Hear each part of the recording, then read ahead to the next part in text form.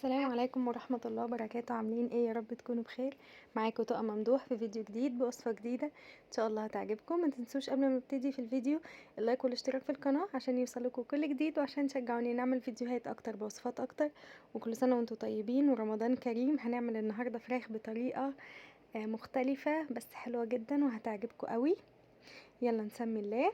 هنا بصوا انا معايا اوراق فراخ، غسلاها طبعا كويس جدا، وبصوا عامله فيها فتحات كده علشان لما اتبلها تبقى التتبيله يعني داخله جوه كل حاجه، تبقى تاكلوا كده فص كده من الفرخه يبقى طعم التتبيله كلها فيها. بجد الخطوه دي مهمه جدا. يلا بقى نقول هنعمل ايه. بصوا هنا انا معايا طماطميتين، ومعايا فلفل رومي، عايزين تحطوا حار مفيش مشكله. برضو هنا دول وبصلايه كبيره وكام فص ثوم. هنعملها كده زي يعتبر مشوية في الفرن. بصوا بقى هنحط كل الخضار ده كده في الخلاط. بعد كده هحط عليه البهارات. حطيت معلقة كبيرة ملح،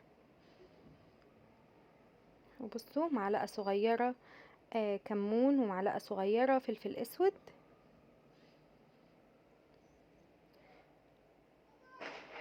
وحطيت كمان معلقة كده نص معلقة كبيرة من الكزبرة، ونص معلقة كبيرة من البابريكا، وكمان هحط نص كوباية زيت.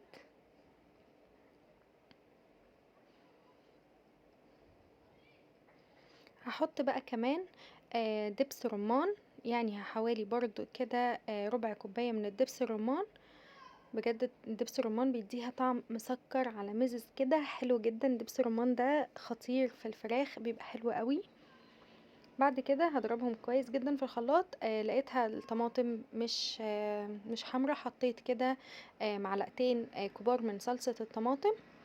بصوا هنزل كده بنص الكمية، نص الكمية اللي احنا عملناها في الخلاط على الفراخ، وهبتدي ان انا اخلي التتبيلة دي جوه كل حتة في الفراخ، ورا وقدام وورا وتحت الجلد، وكمان في الفتحات اللي انا فتحاها كده بالسكينة.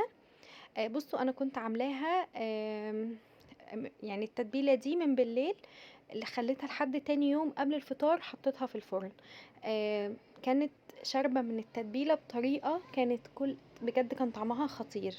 ممكن تعملوها قبلها بكام ساعة مفيش مشكلة، قبلها بيوم برضو مفيش مشكلة، بس كل ما بتخلوها في التتبيلة اكتر كل لما بيبقى طعمها احلى، وكمان بتبقى طعمها غني كده من التوابل والخضار اللي احنا حطيناه في الصينية اللي هنحطها في الفرن. انا حطيت بصلتين كده كبار قطعتهم حلقات، وكمان حطيت طماطمايه كده برضو حلقات قطعتها كده، وحطيتهم رصصتهم في الصينيه. شفتوا احنا كنا عاملين حاطين نص التتبيله، نصها، النص التاني هحطه كده. لما بتستوي دي بتعمل صوص خطير، بتحطوه على الرز بيبقى تحفه، او بالعيش بجد حلوه جدا، وكمان ريحتها فظيعه. بصوا اهو هبتدي بقى ان انا ارصص الفراخ.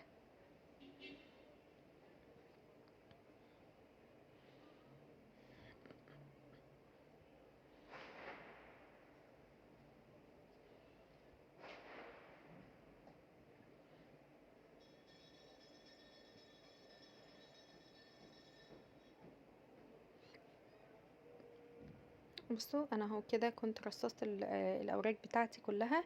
ممكن تحطوا، طبعا انا عامله اوراق، ممكن تعملوا فرخه كامله، ممكن تعملوا اللي انتوا حابينه، هي الخلطه تنفع مع اي حاجه. بجد ريحتها فظيعه. انا بعد كده لفيتها بورق فويل. طبعا انا حطيت عليها ورق فويل الاول. انا بحط لو هسوي حاجه في الفرن، بصوا بحطها الاول على البوتاجاز، يعني تبقى ممكن نص سوا وممكن تستوي على البوتاجاز من فوق. بصوا كده بعد كده باخدها بحطها في الفرن، بسيبها شويه في الفرن.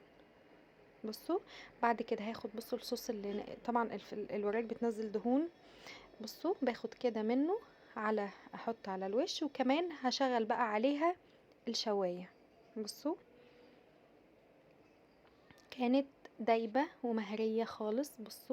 بصوا شكلها خطير بجد كانت حلوة جدا. في خطوة انا عملتها بس للأسف ما اتصورتش. انا ولعت في حتة فحمة وحطيت عليها نقطة زيت وكتمت الصينية تاني بالفويل.